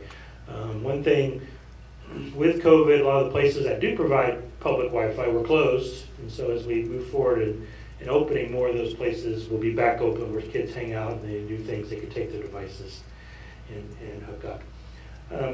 So one-to-one is really focusing on purchasing the devices for 9-12, but it also involves purchasing some additional infrastructure pieces for the high schools. Got the infrastructure pieces in place, so it's not for there. It's looking more towards the elementaries and beefing up the elementaries, because we want to take all of our existing technology, kind of rearrange it, and it would put our K through 5 classrooms in a one-to-one in the classroom setting. So taking what we currently have, not buying anything new for the elementaries in year 1, but taking what we have and putting our iPads in our K3 environment and our MacBook Airs in the 4-5 environment, and hopefully trying to be about that 22-to-1 in every classroom moving forward. That'll also put us in position if we have to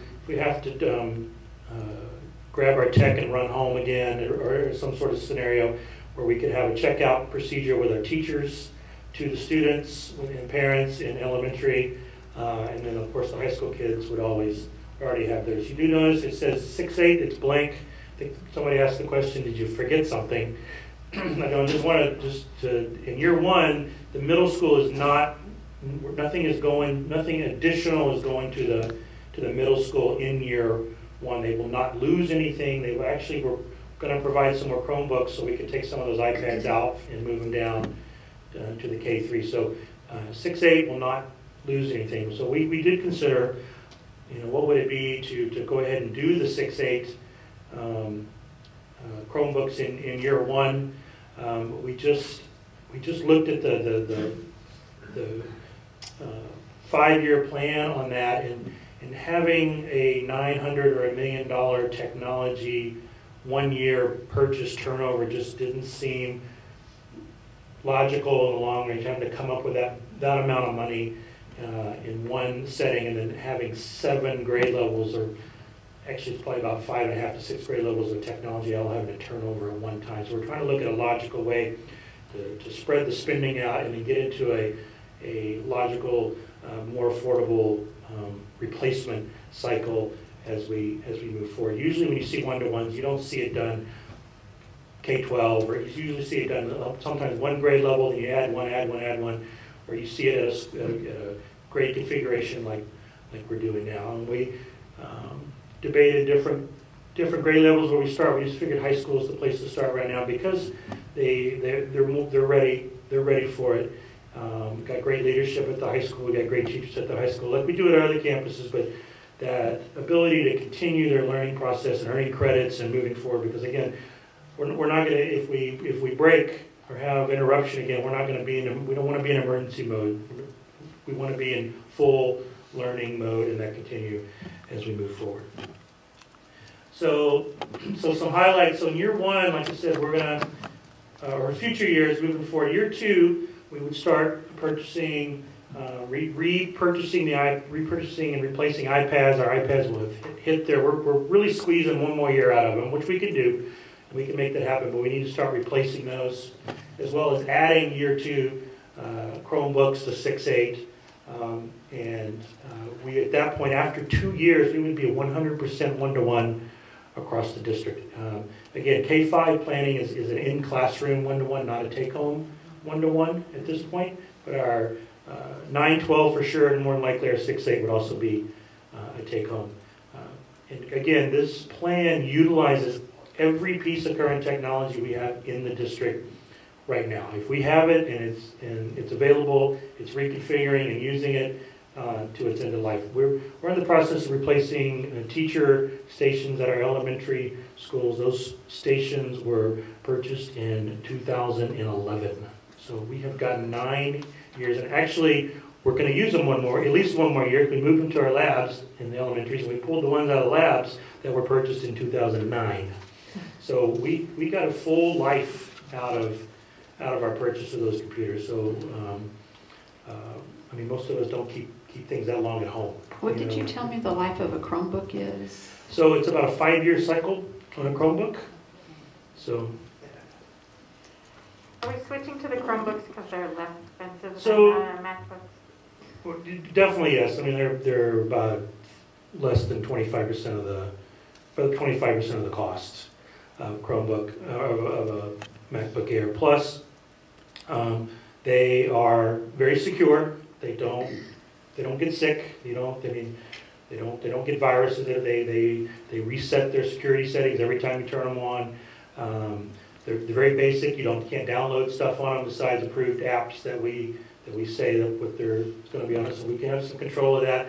Also, some of the tools we want to buy with this purchase is for everybody K-12 to assist when we to move into a blended learning environment. We want to buy some tools that connects to our student information system. So every teacher's Google Classroom site is automatically created for them. Their class. They automatically have a class based on their roster. A kid leaves the district, the kid's removed from their class, the kid enrolls, it's added to their class.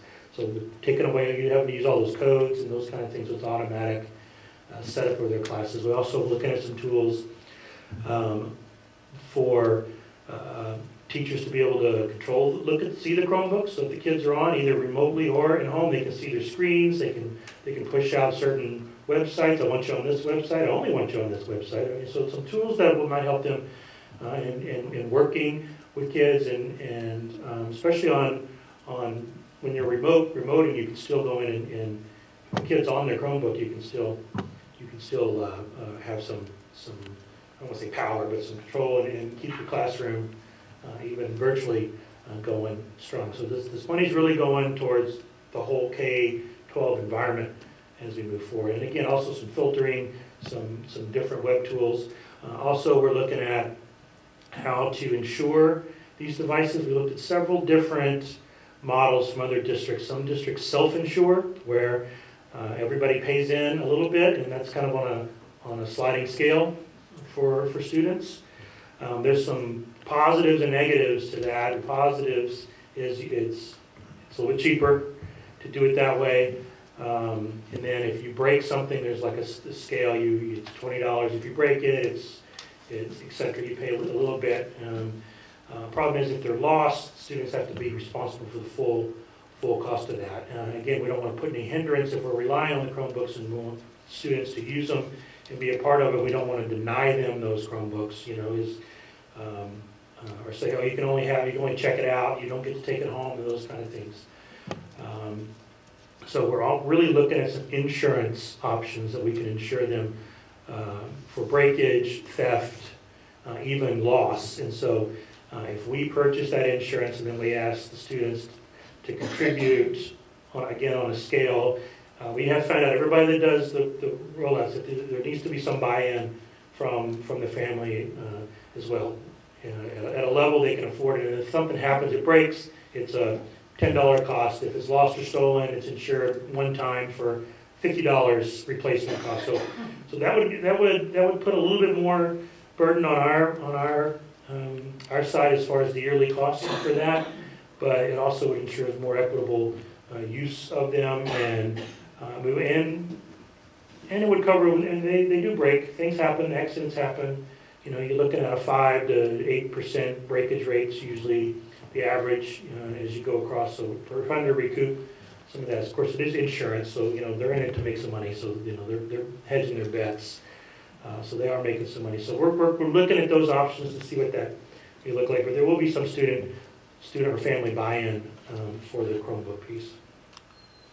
So again, our timeline, we really already started the process, moving things around. We'll have to have a device return party here pretty soon. We've started collecting some. They still collect a lot from the seniors already that have graduated, but we still have probably 1,000 devices that are still checked out to students this summer. We just felt like that if we wanted students to continue some of their learning and have that opportunity over the summer, that they would just be able to keep those as we push things out. But probably at the beginning of August, way before school starts, we'll have days for device returns because we got to get those in hand, clean them, literally and digitally clean them, and then get them back. And so we're looking at really starting the high school one-to-one right off the bat to start school that way. The elementary, getting everything moved down there, we're really probably looking at an October 1st date where we think we can get everything in, cleaned, redistributed, and in those classrooms, as well as dealing with everything else that goes with starting school and helping teachers and staff and stuff. So we still have the regular school day. We hope that's going on at that point. We could get into the instance where we collect those devices and then maybe we have to turn around and, say school closes, we might have to dish them out again before, so we just have to wait and see. So that's kind of the situation we're in. If we didn't have all the devices out, it'd be a little bit quicker and a little bit easier. We could probably start school, but that's just the situation we're in. So we can do that. So, but it's not going to hinder our one-to-one at the high school. It may just delay when we get there everywhere in the elementary. So. I think I went over most of these. Just the extras that are coming with this. Again, we've already started with our PD plan, pushing out blended learning pieces to teachers, getting them, working with Donica and Randy Rogers to push out, and Dr. Williman, some blended learning information. We've already set up PD sessions. We're talking about how to use our district PD days as we come back to set the expectations for everybody needs to have this piece ready to go in their for blended learning and in their class and et cetera as we move forward. Again, also we need to bump up if we're going to have, we're already pretty close to elementary. We're already sitting at like 15 to 18 in some classrooms. So some classrooms are one-to-one, through SEF grants and those kind of things as they get stuff. We're taking all that technology, redistributing, but everybody's going to have something. So the things that they add, nobody's losing. They may move around, but all the kids are going to have access to the technology. So everybody's going to have more in that K-5 classroom as we move forward. Same thing, if there was any Chromebooks purchased at the high school or something, those will get folded in. We've divided them up based on age and assigning them out. So we have a regular, when this class gets to a certain point, it's new Chromebooks. And so getting on that regular replacement cycle, which we have really never truly had a great replacement cycle. We've had a end of life, we need more stuff cycle. Is kind of how it's been for long, because it's hard. It's hard. So this is a commitment to move this direction. Again, our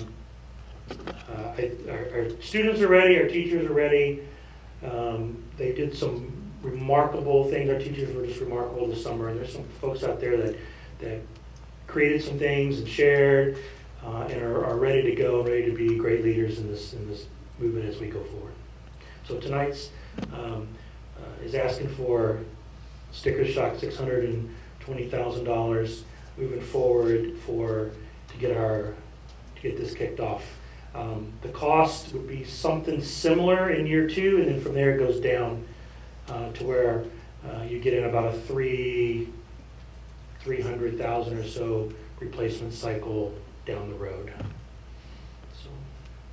So in the future, it would just be built into the budget? We would like for it to be built into the budget, but I know sometimes that those larger fund balance, it's hard to, like, we look at our balance, we're at 1.4 million, and we have other things to still cover, so That's why it's a fund balance assignment, but it'd be great if we can get it to the point where we can get that 300 or so. Now this doesn't keep us from buying some other technologies. We don't have to buy. I don't have to buy more MacBook Air, tons of MacBook Airs and et cetera. We do have labs though that at the high schools and middle schools that are real specific to courses, CT courses and things, and we'll still have to keep those going because the Chromebooks don't do that. So, but you know, they're going to need their higher end multimedia AV kind of things, business information systems, business management courses, those kind of things. Still need their labs. Computer programming still needs some specific labs. But any other questions? Yes, Mr. Guerra. So the student device protection plan, that only covers things like if they drop it, if the screen cracks? It can cover anything we want. It depends on what we want, how much we want to buy. So usually those cover some repair costs. They'll cover break fix. You can even get it to where it'll cover lost or stolen devices. So just depending, and then there's usually some sort of what you call like a copay. So we may buy it. We may charge everybody. Let's say it was used. You made $25. If you want for a Chromebook, it may cost you $25, or maybe if you're on a free or reduced lunch, maybe it's a $10 or $12 buy-in or something like that. And we're talking about payment plans and things. You know, other districts, talking to San Marcos, they've done this. They have some pieces that are in place that are pretty good and very successful for them. And so if you have one lost or stolen, there's a process you have to go through, a police report. There's things you have to have, and then your copay maybe a $50. Depends on what we want it to be. You know, we could set it at $100. It just depends on how much we want to pay. But will you have enough support in your department once you go to year 5 to cover everything else? For example, it locks up or something. Because I know in my workplace, for example, we're always calling IT to come in and do something. When you get to year 5, are you going to need any more support, or do you have enough technicians right now to handle all those devices? I mean, right now in our situation with funding, you know, we've made a sacrifice as well, like every other department, with personnel. So you know, we have one less technician, but I mean, everybody knows that we're determined to make it work. We can make it work. I think we're good right now. We can. For next year, I think as we move forward, and maybe we have a little less of some other devices. I think the Chromebooks are a little bit easier to care for because there's not a lot of software, operating system type things you have to deal with on there. It's usually a physical break. It's a battery, it's a keyboard, it's a screen. I mean, that's basically what that thing's made of, you know. So it's a little bit easier fix. So. We'll see as we move, and if we need additional support, of course, we'll discuss that and see if we can do it. And you know, I thought I had heard Mr. Hilberg say that there may be additional money coming from TEA to help out with the COVID situation. Have they been talking about technology or trying to assist? I mean, I haven't heard anything definitive. It's all been speculative, but there is reason to believe that there's a funding source associated that we haven't seen yet. Okay. I talked about that earlier. All right. They know a little bit more about it. Yeah, they in the discussion, there's talk about it, but I haven't seen anybody get up and make any statements or declarations about that at this point. But we have discussed it, and definitely keeping, if there's any way, form, or fashion we can claim any of this on for reimbursements or grant dollars or something, we definitely want to do that. Okay.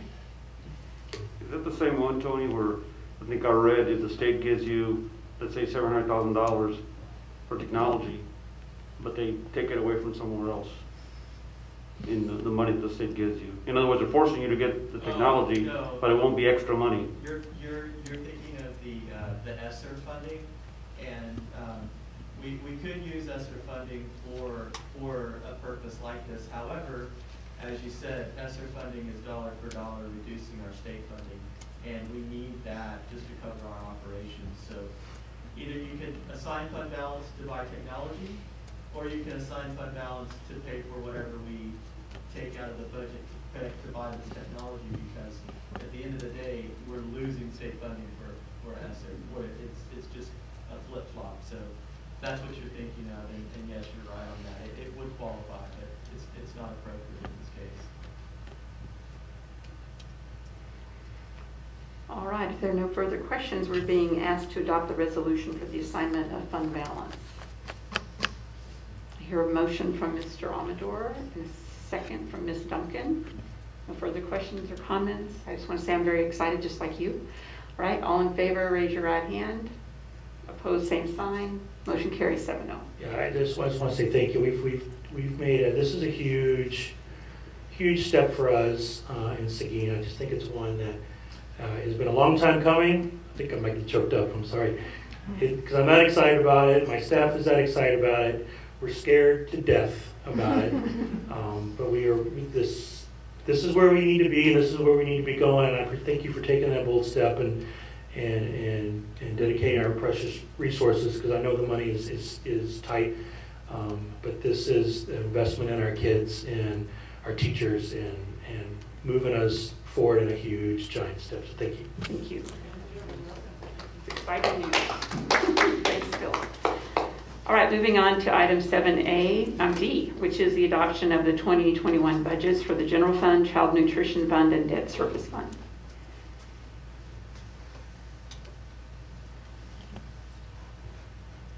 Well, good evening once again, members of the board. We've gone over everything already. This is just basically a formality, but you have the budget there. It ties to those last couple of slides we saw in our presentation this evening. I think we've questioned him a lot already. So, do I hear a motion for approval? Thank you, Ms. Moreno. A second from Mr. Jenkins. I think he beat you. Any further questions? If not, everybody in favor, raise your right hand. Opposed, same sign. There we go. Thank you, Tony. All right, next on the agenda is to consider recommendations for term contracts, probationary contracts, and employment agreements for administrative personnel. So, Ms. Moreno, would you like to guide us on this one?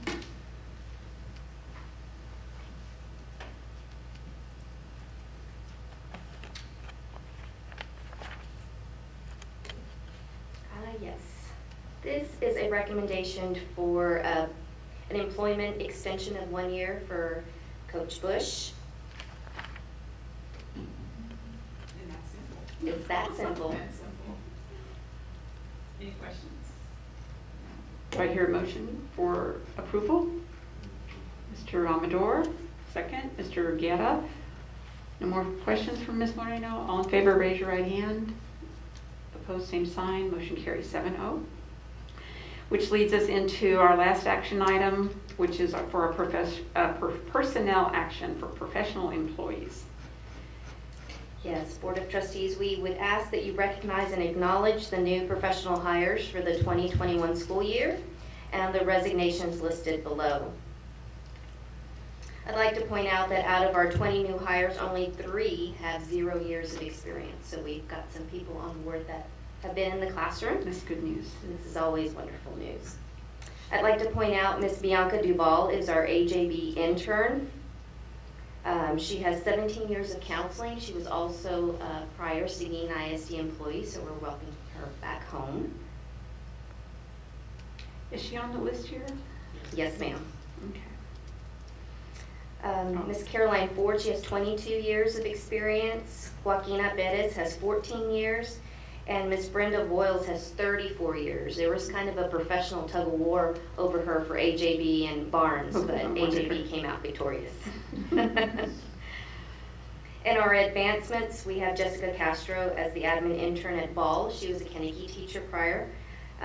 Maria Guerra is going to Barnes. She was at Potlawn Elementary. And Suzanne Zink, of course, was at the high school, and now she's stepping into the role of admin intern. All right, do y'all have any questions? And is she going to remain as the cheerleader yes. coach? Yes, ma'am. Wow, that's a lot of work. That's important. energy. Thank you for asking that question. I just assumed she was not. So that's what I get for thinking. Further questions? If not, do I hear a motion to acknowledge the professional new hires? Move to accept the new hires. Thank you, Ms. Duncan. Do I hear a second? Ms. Moreno? I just have an Yes, input. sir. I'm in favor of all except for Maria Guerra, which is relative. Okay, all right. I was going to ask Ms. Moreno to read aloud the teachers in that first block, just their names for us. Absolutely. We have Jeannie Braddock for Seguin High School, Rebecca Britsky, Seguin High School, Lauren Bush, Barnes Middle School, Thomas Donenbauer for Seguin High School. He also was a previous employee, so we're bringing him back.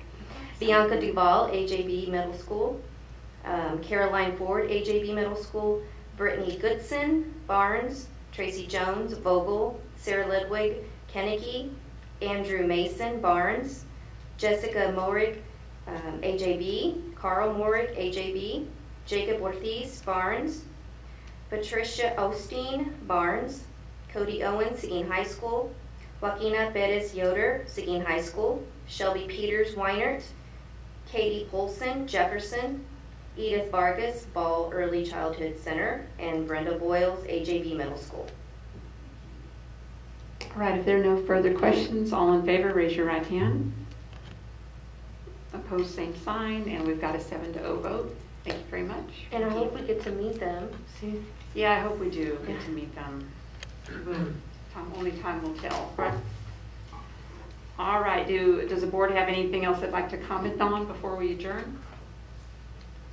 Just hope all of our employees are safe and healthy. All right, do I hear a motion to adjourn? Mr. Amador is always quick on that one. Do I hear a second? All right, Ms. Moreno, all in favor, raise your right hand. We are adjourning at 9:10.